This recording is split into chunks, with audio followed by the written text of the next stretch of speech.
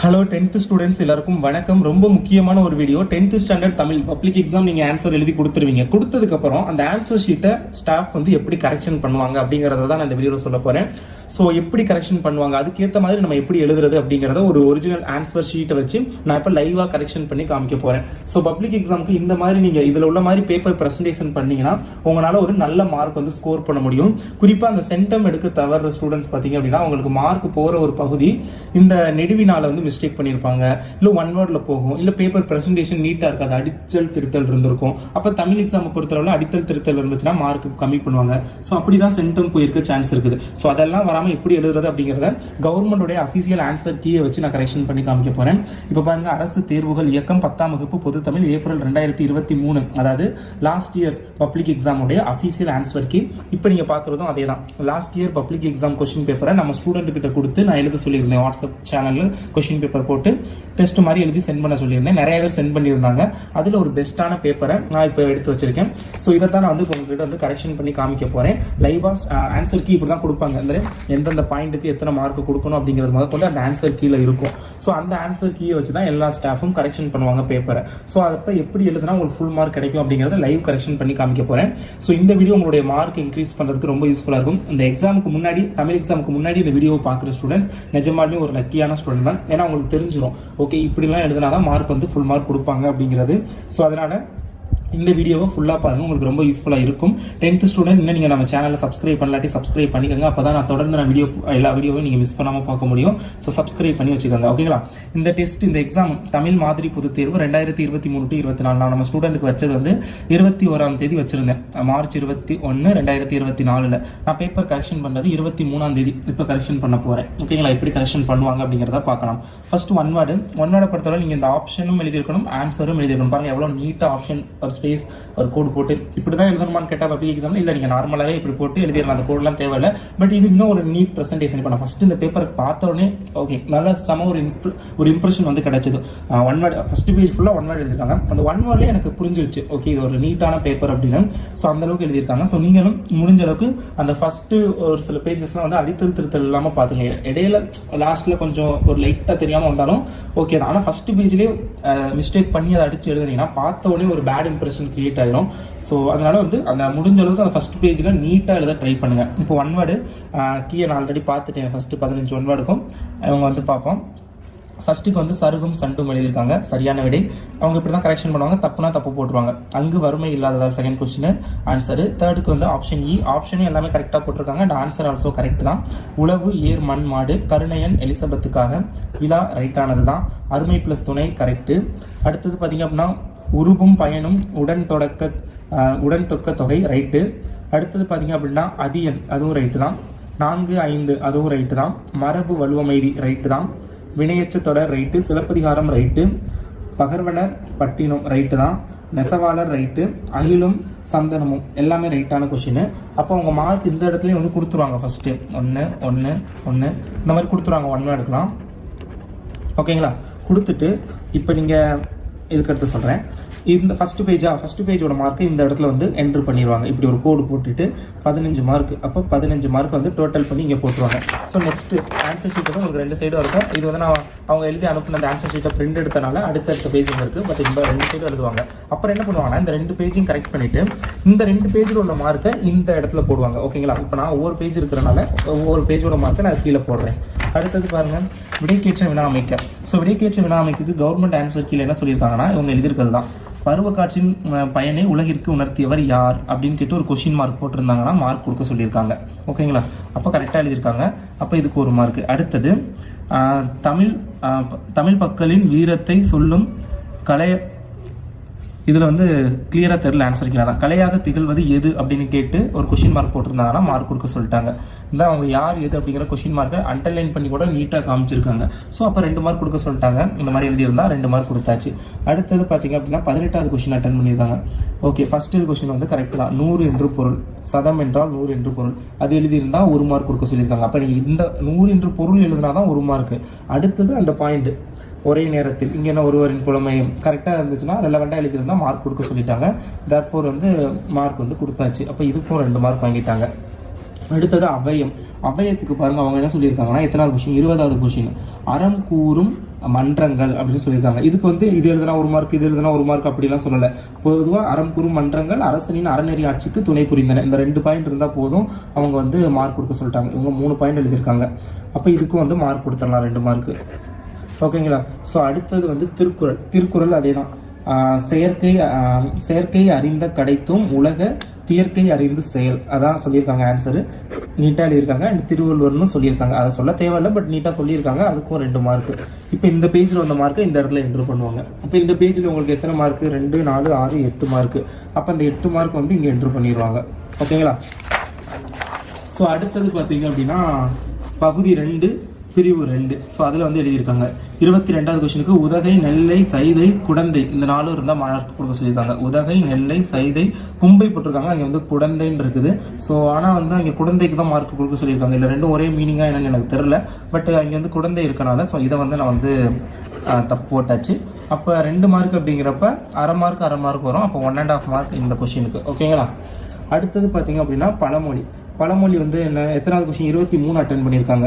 சோற்றுக்கு ஒரு சோறு பதம், நீரினால் அமிர்தமும் நஞ்சு அப்படிங்கிறத எழுத சொல்லியிருக்காங்க. ஒரு பானைக்கு ஒரு சோறு பதம். ஓகே, கரெக்ட் தான். இது சோற்றுக்கு ஒரு சோறு பதம். அவங்க அந்த கீவேர்டு இருந்தாலே போதும், அவங்க அதுக்கு ஒரு பானை அந்த மாதிரி நீட்டாக சொல்லியிருக்காங்க.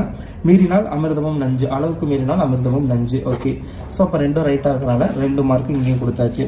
பகுபத உறுப்பிலக்கணம், அதுக்கு அவங்க ஆன்சர் எப்படி கொடுத்துருக்காங்கன்னா இந்த பகுபத உறுப்பிலக்கணத்துக்கு வேணால் நீங்களே பாருங்கள். ஒளி ப்ளஸ் இத்து ப்ளஸ் ஊ அப்படிங்கிறத பிரிக்கணும். பிரிச்சிருந்தா 1 மார்க் கொடுக்க சொல்லிட்டாங்க. ஒளி ப்ளஸ் இத்து ப்ளஸ் ஊ. ஒளி பகுதி, இத்து சந்தி, இன்னொரு இத்து இறந்த கால இடைநிலை, ஊங்கிறது வினையச்ச விகுதி. பகுதி, சந்தி, இறந்த கால இடைநிலை, வினையச்ச விகுதி. ஓகே, எல்லாம் ரைட்டாக இருக்குது. அப்போ இதுக்கும் 2 மார்க் வந்து கொடுத்தாச்சு. அடுத்தது பார்த்தீங்க அப்படின்னா காப்புரிமை, புயல், அது 2 கரெக்டாக எழுதியிருந்தால் 2 மார்க்கு. அப்போ இங்கேயும் 2 மார்க் வந்து வந்தாச்சு. அப்போ இந்த பேஜோட மார்க் 2, 4, 6, 7.5 மார்க்கு. இப்போ 7.5 மார்க்கு இந்த பேஜில் வந்து வாங்கியிருக்காங்க. ஓகேங்களா. ஸோ அடுத்தது பார்த்தீங்க அப்படின்னா குரல் வெண்பா. மறுபடியும் சொல்கிறேன், சேனலை சப்ஸ்கிரைப் பண்ணிக்கோங்க. வாட்ஸ்அப் சேனல் லிங்க் டிஸ்கிரிப்ஷனில் கொடுப்பேன், ஜாயின் பண்ணிக்கோங்க. உங்களுக்கும் இந்த மாதிரி நிறைய எக்ஸாம் டெஸ்ட்லாம் வைப்பேன். ஸோ உங்களுக்கு ப்ராக்டிஸ் பண்ண ரொம்ப ஈஸியாக இருக்கும். இம்பார்ட்டன்ட் கொஸ்டின்லாம் ஷேர் பண்ணுவேன். ஸோ ஜாயின் பண்ணிக்கோங்க. ஓகேங்களா. அடுத்தது பார்த்தீங்கன்னா 28வது கொஸ்டின் அட்டன் பண்ணியிருக்காங்க. வெண்பாவின் புது இலக்கணம் பெற்று வரும் 2 அடிகளை கொண்டது குரல் வெண்பா. ஸோ அப்படிங்கிற பாயிண்ட் இருக்கணும். ஸோ அடுத்தது அதுக்கு 1 மார்க்கும், எடுத்துக்காட்டு ஏதேனும் ஒரு குறள் எழுதியிருந்தால் 1 மார்க் கொடுக்க சொல்லியிருக்காங்க. அப்போ அவங்க 2மே எழுதியிருக்கனால ஸோ 2 மார்க் இதுக்கும் கொடுத்தாச்சு. ஸோ அடுத்தது பார்த்தீங்க அப்படின்னா பகுதி 3ல் பிரிவு 1ல் 30வது கொஸ்டின். 30வது கொஸ்டின் பார்த்தீங்க அப்படின்னா போல செய்தல், புறவியாட்டம், புறவி நாட்டியம், மாட்டியர், இது 3 சொல்லியிருக்காங்க. அப்போ அவங்க எல்லாமே போல செய்தல், புறவியாட்டம், புறவி நாட்டியம், மராட்டியர். ஓகே, எல்லாமே கரெக்டானது தான். அப்போ இதுக்கு வந்து அவங்க வந்து மார்க் எவ்வளோ, 3 மார்க். ஒவ்வொரு பாயிண்ட்டுக்கும் ஒரு மார்க் கொடுக்க சொல்லியிருக்காங்க. அப்போ 3 மார்க்கு. அடுத்து 31வது கொஸ்டின், பொருத்தமான உரையாடலாக இருந்தால் முழு மதிப்பெண் வழங்கலாம். ஸோ அவங்க வணக்கம், நான் மெதுவாக, ஓகே, என் முடியாது எழுத்தில் வருகிறேன், நான் ஓகே, அவங்களாம் பொருத்தமாக கரெக்டாக வந்து எழுதியிருக்காங்க. ஸோ அதனால பார்த்தீங்க அப்படின்னா பொருத்தமாக இருந்துச்சுன்னா 3 மார்க் கொடுக்க சொல்லிட்டாங்க. ஸோ அதனால் கரெக்டாக கொஸ்டின் நம்பர் கிட்ட தான் மார்க் போடுவாங்க, 3 மார்க்கு. அப்போ இந்த பேஜில் மார்க் எத்தனை, 6, 8 மார்க். ஓகேங்களா. அப்போ உங்களுக்கு இந்த பேஜில் வந்த மார்க் வந்து 8. அடுத்தது நெக்ஸ்ட் பேஜ் பிரிவு 2. பிரிவு 2ல் 32வது கொஸ்டின் எழுதியிருக்காங்க. 32 இடம், சித்தாலு நாகூர் ரூமியின் கவிதை அப்படிங்கிறது எழுதுனா 1 மார்க் கொடுக்க சொல்லியிருக்காங்க. ஓகே, சித்தால் எல்லாமே கரெக்டாக பாயிண்ட் போட்டிருக்காங்க பாருங்கள், அதுக்கு 1 மார்க்கு. அடுத்தது பார்த்தீங்க அப்படின்னா பொருள் எழுதுனா 2 மார்க்கு கொடுக்க சொல்லியிருக்காங்க. இவங்க பொருள் ப்ளஸ் விளக்கமும் எழுதியிருக்காங்க. பட் பொருள், சித்தால் வேலை செய்யும் பெண்ணின் மனச்சுமை செங்கற்கள் அறியாது அப்படிங்கிற அந்த பொருள் எழுதுனாவே போதும். இது 2 எழுதுனாவே 3 மார்க் கொடுக்க சொல்லிட்டாங்க. பட் இவங்க விளக்கமும் சேர்த்து எழுதியிருக்காங்க. So 3 mark. அப்போ இந்த பேஜோட மார்க் வந்து 3 மார்க்கு. ஸோ அடுத்தது பார்த்தீங்க அப்படின்னா உங்களுக்கு வந்து நெக்ஸ்ட்டு 34வது கொஸ்டின் அட்டன் பண்ணியிருக்காங்க. நீதி என்பப்பாடு, அருளை பெருக்கி அறிவை திருத்தி மருளை அகற்றி மதிக்கும் தெருளை அருத்துவம் ஆவிக்கு அருந்துணையாய் இன்பம் பெருத்துவம் கல்வி என்றே போற்று அப்படிங்கிறத எழுதினாவே 3 மார்க் கொடுக்க சொல்லிட்டாங்க. பிழை என்று எழுதியிருக்கணும். ஸோ இவங்களுக்கு இங்கேயும் 3 மார்க் வந்துருச்சு. ஸோ அடுத்தது பகுதி 3ல் பிரிவு 3 வந்து அட்டன் பண்ணியிருக்காங்க. ஸோ கொஸ்டின் நம்பர் 36க்கு ஆன்சர் இந்த சைடு இருக்கு. ஓகேங்களா. பாருங்க, நான் கீ ஆன்சர் படி தான் எப்படி மார்க் கொடுக்க சொல்லியிருக்காங்களோ அப்படி தான் கொடுக்குறேன். அடுத்து 36வது கொஸ்டின் அட்டன் பண்ணியிருக்காங்க. உவமை அணி பயின்று வந்துள்ளது அப்படின்னு எழுதணும். ஸோ அடுத்தது பார்த்தீங்க அப்படின்னா அணி, அப்புறம் அணியோட விளக்கம் இருக்கணும். உவமை அணிங்கிறத எழுதிட்டாங்க. அணி என்ன எழுதிட்டாங்க, அணி அதோட அணி பொருத்தம் அணி எழுதிட்டாங்க. அடுத்து விளக்கமும் எழுதிட்டாங்க. ஸோ தேர்ஃபோர் இங்கேயும் பார்த்தீங்க அப்படின்னா ஃபுல் மார்க் 3 மார்க் வந்து கொடுத்துடணும். அப்போ இந்த பேஜில் மார்க் வந்து 6 மார்க்கு. ஸோ அடுத்தது பார்த்தீங்க அப்படின்னா 37வது கொஸ்டின் அட்டன் பண்ணியிருக்காங்க. அழகீட்டு வாய்ப்பாடு. நாள் தோறும் அப்படிங்கிறத குறிக்கணும். நாடி முனை சொப்பா ஓகே. நேர்நிறை நேர்நேர் நிறை நேர் நேர் நேர்நிறை நேர்நிறை நேர்நேர் நிறை ஓகே, எல்லாம் கரெக்டாக தான் இருக்குது. ஸோ அதனால் அழகீட்டு வாய்ப்பாடும் ஃபுல்லாகவே ரைட்டு தான். ஸோ அதுக்குமே வந்து 3 மார்க்கு முழுசாக கொடுத்துடலாம். நாங்கள் படிக்கிறதா 5 மார்க் இருந்துச்சு அழகீட்டு வாய்ப்பாடு, இப்போ உங்களுக்கு 3 மார்க்காக மாற்றிட்டாங்க. ஓகே, அடுத்தது பார்த்திங்க அப்படின்னா பகுதி 4 38ல் ஆ வந்து எழுதியிருக்காங்க. ஸோ அவங்க பாருங்கள் ஆன்சர் எப்படி கொடுத்துருக்காங்க. முல்லைப்பாட்டு கார்கால செய்திகள்னு போட்டு இந்த பாயிண்ட்ஸ்லாம் இருந்தாவே போதும் அப்படிங்கிறத சொல்லியிருக்காங்க. ஸோ அவங்க பார்த்திங்கன்னா நீட்டாக முல்லைப்பாட்டு அந்த மாதிரி நெடுவினா இப்படி எழுதுனாதான் நல்லாயிருக்கும். ஒரு சப்ஹெட்டிங் கொடுத்து அதுக்கு கீழே பாயிண்ட்ஸ்லாம் கரெக்டாக கொடுத்துருக்காங்க. ஒரு நீட்டாக இருக்குது, ஒரு அடித்தல் திருத்தல் இல்லை, ஒரு ஸ்பெல்லிங் மிஸ்டேக் இல்லை. ஸோ அப்படிங்கிறப்போ ஃபுல்லாக வந்து 5 மார்க் வந்து கொடுத்துருவாங்க. சாரி 5 இங்கே கொடுக்கணும், 5 மார்க் வந்து கொடுத்துருவாங்க.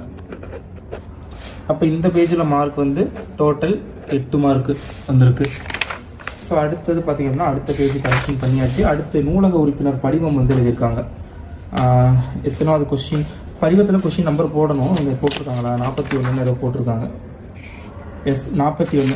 படிவத்தில் அனைத்து விவரங்களும் சரியாக நிரப்பி இருந்தால் முழு மதிப்பெண் வழங்கலாம் அப்படின்னு சொல்லியிருக்காங்க. ஸோ எல்லாமே அட்டை எண், பெயர், தந்தை பெயர், பிறந்த நாள், வயது, படிப்பு, ஸோ எல்லாமே வந்து இது பண்ணிட்டாங்க. அதே மாதிரி உறுப்பினர் என்ன, ஸோ ஆல்மோஸ்ட் எல்லாமே அந்த எல்லாத்துக்குமே ஏதாவது ஒரு இது நீங்கள் ஃபில் பண்ணாமல் விட்டாலும் 1/2 மார்க்கு 1 மார்க் அந்த மாதிரி குறைப்பாங்க. ஸோ எல்லாமே ஃபில் பண்ணிட்டனால இங்கேயுமே பார்த்தீங்க அப்படின்னா 5 மார்க் வந்து முழுசாக வாங்கிடலாம். ஓகேங்களா, முழுசாக போட்டாச்சு. நெக்ஸ்ட்டு பார்த்தீங்க அப்படின்னா என்ன, அப்போ இந்த பேஜுக்கு போடணும்ல 5 மார்க். அடுத்தது 39ல் ஆ வந்து எழுதியிருக்காங்க. 39ல் ஆ வந்து என்னது, உறவினருக்கு கடிதம். உறவினருக்கு கடிதம் அதுக்கு என்ன சொல்லியிருக்காங்கன்னா நாள் மற்றும் இடம் இருக்கணும் கண்டிப்பாக, அதுக்கு 1/2 மார்க் சொல்லியிருக்காங்க. அப்போ இங்கே நாள் இடம் கொடுத்துருக்காங்களா, ஓகே இங்கே கொடுத்துருக்காங்க, நாள் கொடுத்துருக்காங்க, ஸோ பிரச்சனை இல்லை. அடுத்தது வந்து விழித்தல் அப்படிங்கிறது இருக்கணும், அதாவது அந்த இது பொருள் அது ஓகே. கடிதம் செய்தி, அந்த செய்தி இருக்குது அன்புள்ள அம்மான்னு போட்டு எழுதிட்டாங்க, அதுக்கும் மார்க்கு, அதுக்கு 1/2 மார்க்கு. கடிதம் செய்திக்கு தான் 2.5 மார்க்கு. நீங்கள் இந்த எழுதுறதுக்கு தான் 2.5 மார்க்கு. அப்புறம் உரைமேல் முகவரி இருக்கணும், அதுக்கு 1/2 மார்க்கு, அதுவும் இருக்குது. ஸோ அடுத்தது பார்த்தீங்க அப்படின்னா என்ற அடிப்படையில் விடை. ஓகே, இது போதும் எல்லாமே இருக்கிறனால. ஸோ இதுக்கு வந்து ஃபுல் மார்க் வந்து கொடுத்தாச்சு 5 மார்க்கு. பட் இங்கே இடம் மட்டும் மிஸ் ஆகிற மாதிரி தெரியுது. So that's why I'm giving 4.5 mark for this question. Okay, அப்போ ஆல்ரெடி 1/2 மார்க், இங்கே 1/2 மார்க், இப்போ 99 மார்க் தான் உங்களுக்கு வரும்னு நினைக்கிறேன் என்னோட கெஸ்ஸிங். அண்ட் இந்த பேஜோட மார்க் வந்து என்ட்ரு பண்ணுவாங்க இங்கே. So 4.5 mark. ஓகேங்களா, இடம் இருக்கா அன்புள்ள அம்மா, ஐ திங்க் இந்த இதை தான் வந்து இடம்னு நினைக்கிறேன். அந்த இடத்த இடத்துக்கு எழுதாமல் அந்த மாதிரி போட்டிருக்காங்கன்னு நினைக்கிறேன். தங்கள் அன்புள்ள இல்லை அது பெயர் இல்லை, ஆமாம் இங்கே வந்து இடம் தான் போட்டிருக்காங்கன்னு நினைக்கிறேன். ஸோ therefore +1/2 மார்க் போட்டாச்சு, 5 மார்க். இப்போ இங்கேயும் +1/2 மார்க் போடணுமா? ஸோ அதனால் இடத்தை வந்து கரெக்டாக எழுதிருக்கோம். ஓகேங்களா, இதில் உங்களுக்கு தெரிஞ்சிருக்கும். அப்போ இவங்க இந்த மிஸ்டேக் பண்ணியிருக்காங்க, நம்ம அதை பண்ணக்கூடாதுன்னு. இப்போ பாருங்கள் கன்ஃபியூஸ் ஆயிடுச்சு. ஒரு சில பேர் அந்த இடத்துல 1/2 மார்க் போடுவாங்க, ஒரு சிலர் போட மாட்டாங்க. ஓகேங்களா, அடுத்து 40வது கொஸ்டின். காட்சிக்கு என்ற பொருத்தமான கவிதை இருப்பின் முழு மதிப்பெண் வழங்கலாம்.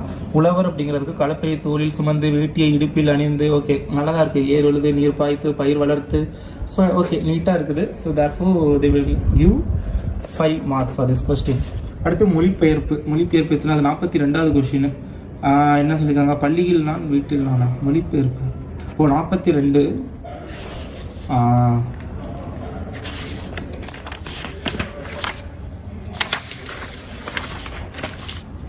அங்கே 42 தானே, 42 என்ன மொழிபெயர்ப்பா?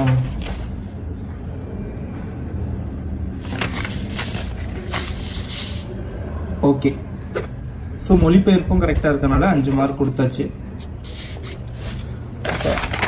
இந்த இடத்துல வந்து 10 மார்க்.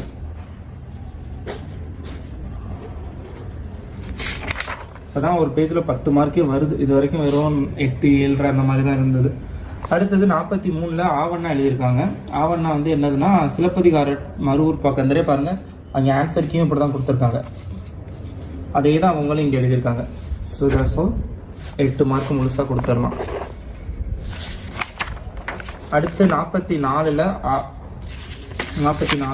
வந்து என்ன ஆன்சரு,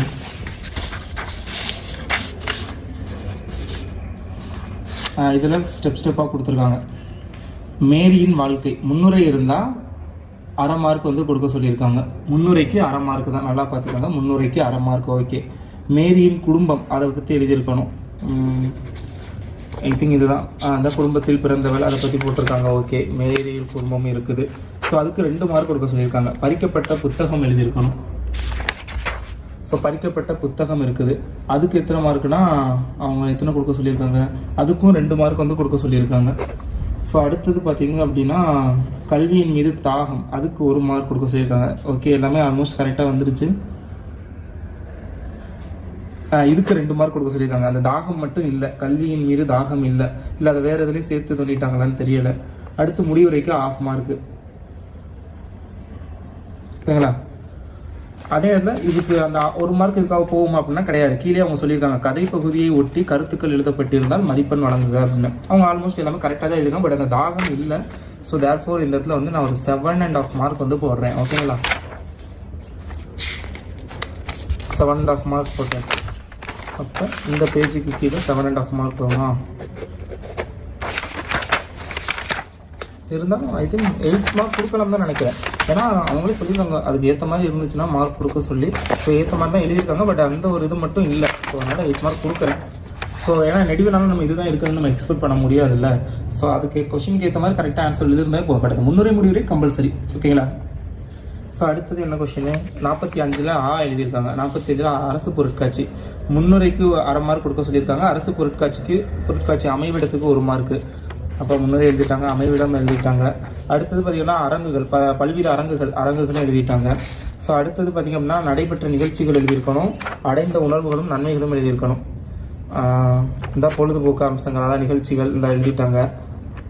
அடுத்தது அடைந்த உணர்வுகளும் நன்மைகளும், இந்த உணவரங்குகள் அதெல்லாம் எழுதணும். அந்த நன்மைகள் வந்து எழுதலை. ஸோ அப்புறம் முடிவுரை, நன்மைகளுக்கு எத்தனை மார்க், அதுக்கு 2 மார்க் கொடுக்க சொல்லியிருக்காங்க. ஸோ வெளியே இருந்து இந்த இடத்துல குறைச்சி தான் ஆகணும். 8 மார்க் கண்டிப்பாக கொடுக்க மாட்டாங்க, 7 மார்க் தான் கிடைக்கும், ஓகேங்களா. அப்போ ஓவரால் வந்து இந்த பேஜுக்கு 7 மார்க்கு. இப்போ ஃபைனலி வந்து டோட்டல் பண்ணுவாங்க. 15 மார்க்கு, 8 மார்க்கு, 23, 15, 8, 23, 23, 30, 30, 30, 38, 38, 41, 41, 47, 47ங்கிறப்ப 47, 50, 55, 55, 55, 60, இங்கே ஒரு 5 மார்க்கு, 65, 75,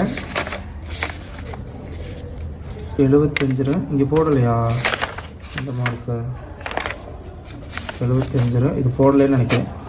8, 75, 80, 83, ஓகே. 75, 80, 83, இங்கே ஒரு 8, 91, 91, இங்கே ஒரு 7, 98 மார்க்கு.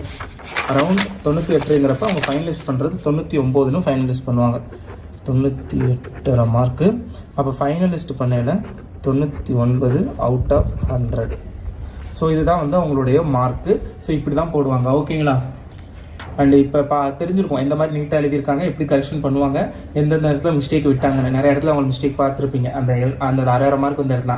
அப்போ நான் மார்க் கொடுத்துருக்கேன், பட் எல்லாரும் கொடுப்பாங்க அப்படின்னு சொல்ல முடியாது. ஸோ அதனால் அந்த இடத்துலலாம் வந்து நீங்கள் முடிஞ்ச அளவுக்கு மிஸ்டேக் இல்லாமல் எழுதுங்க, ஓகேங்களா. Thank you so much and subscribe.